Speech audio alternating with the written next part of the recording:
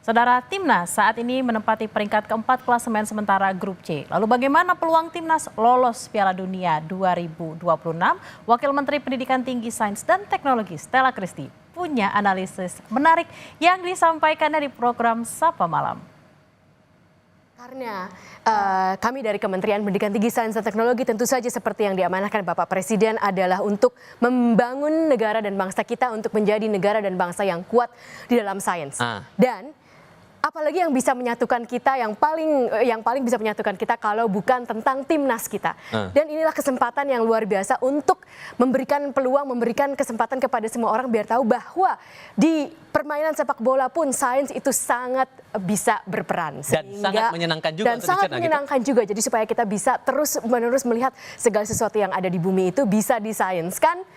Dan apalagi sepak bola. Apalagi hobi yang seperti ini juga. Betul. Ya. Oke, kita coba buka untuk data pertama. Data pertama ini kita coba ulas masalah posisi kita di klasemen. Boleh. Posisi kita, nah ini dia, posisi kita kan di urutan keempat. Betul. Sampai Anda menghitung saat itu skenarionya, peluang-peluang kita, probabilitas kita untuk bisa lolos Piala Dunia sampai ada 729 skenario. Betul. Coba dijelaskan secara sederhana dan gampang untuk dicerna oleh penonton kita. Baik. Datangnya angka itu dari mana, Prof? Baik, ada 6 game dan setiap game itu kan bisa menang, kalah atau seri.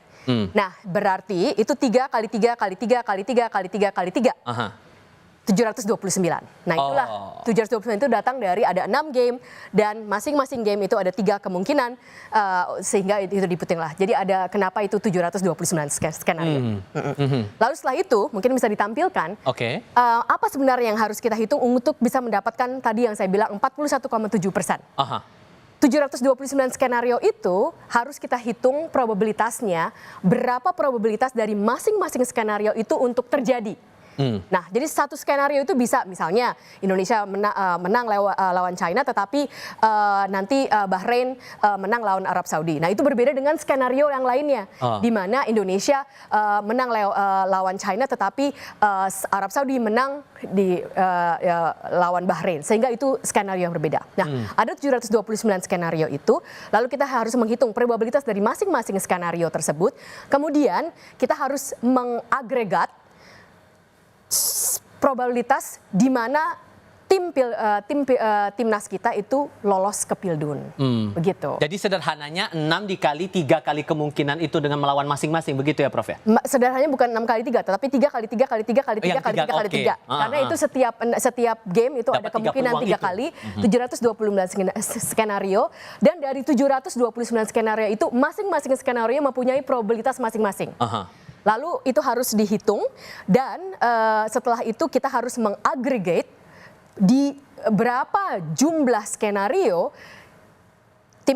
timnas kita itu akan lolos ke Pildun. Nah, tapi itu tidak bisa dilakukan, bukan tidak bisa, itu akan sangat banyak waktu kalau dilakukan pakai tangan. Sehingga saya menggunakan artificial intelligence untuk bisa menghitung tersebut. Tapi ada story menariknya juga dari artificial intelligence ini. Tapi ceritanya nanti dulu. Kita coba melihat kemungkinannya sekarang. Kemarin pun sempat saya menyampaikan juga kepada Anda, pemirsa Kompas TV, soal 2 peluang kita. Peluang kita bisa lolos langsung ke Piala Dunia, itu satu. Dan yang kedua, peluang kita untuk terus melaju ke putaran keempat atau kelima. Saya coba mengajak Anda melihat kemungkinan kita bisa lolos langsung ke Piala Dunia 2026. Boleh ditampilkan datanya dan Anda pun sudah sempat mengotak-atik, menganalisis. Dan kalau hitungan Anda kemungkinan kita bisa lolos langsung nggak nyampe 2% ya? Hitungannya gimana tuh? Nah, hitungannya tadi yang dari 729 skenario tersebut, di manakah kita agregat probabilitas yang semuanya itu adalah kemungkinan kita bisa lolos langsung. Jadi untuk lolos langsung itu kita agregat berapa, di mana skenario yang mana kita bisa lolos langsung. Sehingga itu cuma 1,3%.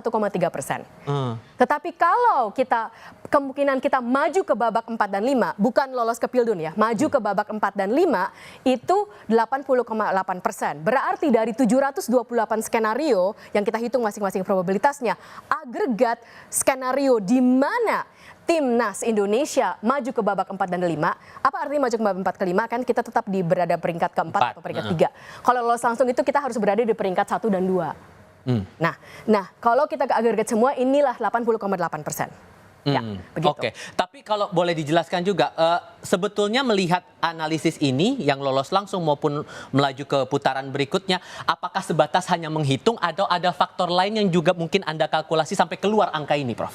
Semuanya dihitung probabilitasnya. Jadi ini semuanya adalah probabilitas dari 729 skenario tersebut, di mana subset dari atau subgrup dari 729 itu dijumlahkan yang lolos langsung adalah 1,3%, dan yang maju ke babak 4 dan 5 itu 80,8%.